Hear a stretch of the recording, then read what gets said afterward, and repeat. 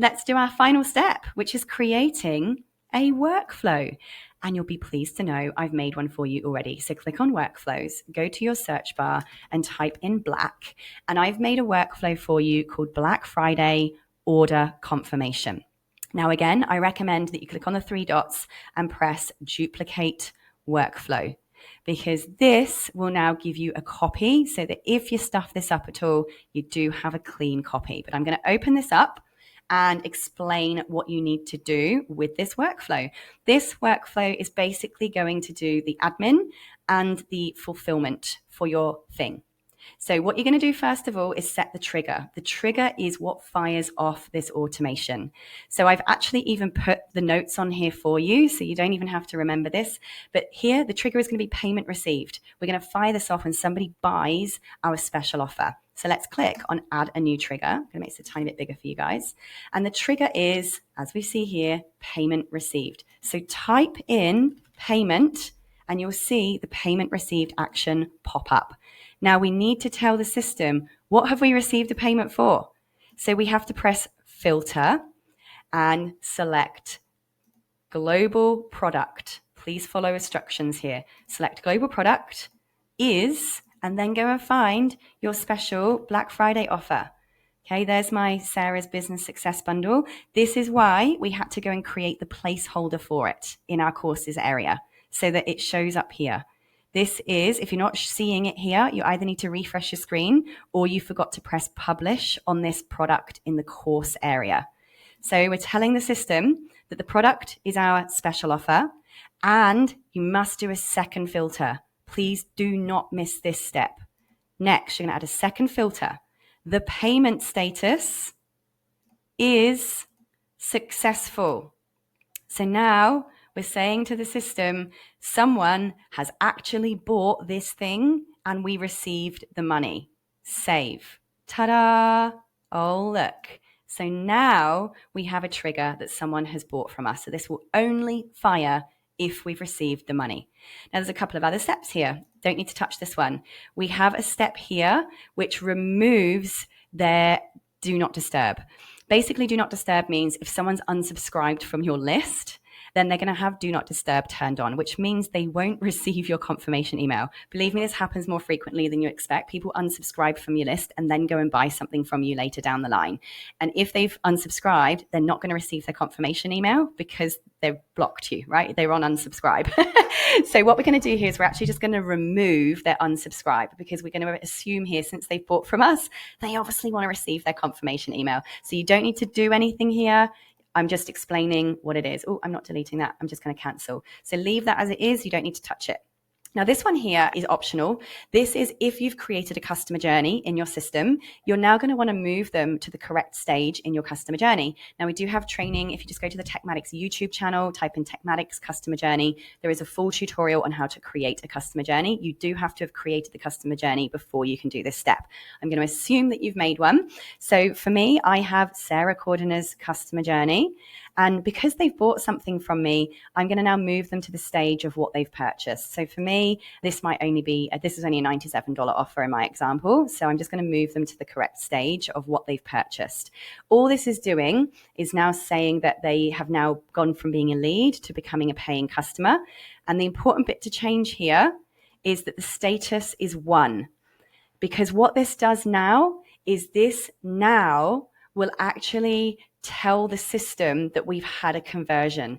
This changes on our dashboard, on your main dashboard in Techmatics. This is now what actually auto updates your sales statistics, your conversion rate. That's what this customer journey actually does. If you don't have one and don't want one, just press delete and delete this action. But I do recommend strongly that you create your customer journey because this is what starts giving you your data, your sales numbers, your conversion rates, which is super powerful and really, really smart data to have in your business. Now, the next step I've got in here is adding what's called contact engagement scores or adding points to your customers. Basically, every time somebody buys something from you, you should be giving them points because what this will do over time is these points start to accrue in their contact record. And you can now look at your whole database and filter your database based on the number of points that your contacts have. So obviously the more points somebody has, this means the more things they've opted into, the more things they've clicked, the more things they've purchased from you, meaning that the people with the highest points are going to be your VIP customers, your most important people, right? Your hottest clients. So I like to add points. Now you choose your own method of scoring and calculating your points. Some people give a point per dollar spent. So if this was a $97 product, you might want to give them 97 points. Maybe you have a different method for it. All right. It's up to you, but you're going to choose what you want your points added to be. Now, the other thing we're going to do is remove them from the abandoned cart workflow in case they're in it. Don't worry, we're going to be doing that next. I'll show you what the abandoned cart workflow is. But basically, if they're in the abandoned cart sequence, which is going to be following up with them if they didn't make a purchase, we want to remove them from that because now they've bought something. So we don't want to be sending them emails saying, oh no, you didn't buy my thing, because they have. So we're just going to use this action to remove them from the abandoned cart sequence if they're in it. So we don't have to do anything. That should automatically show. If you don't have anything in that box, press drop down, find your abandoned cart sequence, okay, for Black Friday. Lovely. Now, the next thing we want to do is we want to do some tagging. We've got two sets of tags here. The first one is to tag them has purchased the Black Friday offer. Okay, so type in a tag name that you want to have there for your offer. The second tag you want to add is mailing list, meaning that you're adding them to your mailing list group of contacts because they've purchased something from you. So they've clearly opted in to be on your database. So add the mailing list tag. Next, the all-important confirmation email. So there is a bit of a generic template in here. Just press edit and change this email to whatever you want it to say. All right, you might decide to actually just go into your master email templates and create a completely from scratch one. But basically, there's a template in your system called student welcome email / order fulfillment / login access. This is a template that's just in your system. So obviously, you're going to want to change. By the way, first of all, make sure you first, before you edit this template, press save as a new template. So let me just show you, save as a new template. Otherwise, you're going to override this template that's already in there. So I'm going to call this Black Friday fulfillment email. Black Friday fulfillment email. Okay, a fulfillment. Who cares about the spelling? I don't care. So this is now just creating a new template. See, now we're editing the Black Friday fulfillment email. Now you can go in here and just delete whatever you don't want, change this text to whatever you want it to be. I don't know what you're selling, so here's just a template, right? Just to give you some ideas. But that's where you're going to edit your email.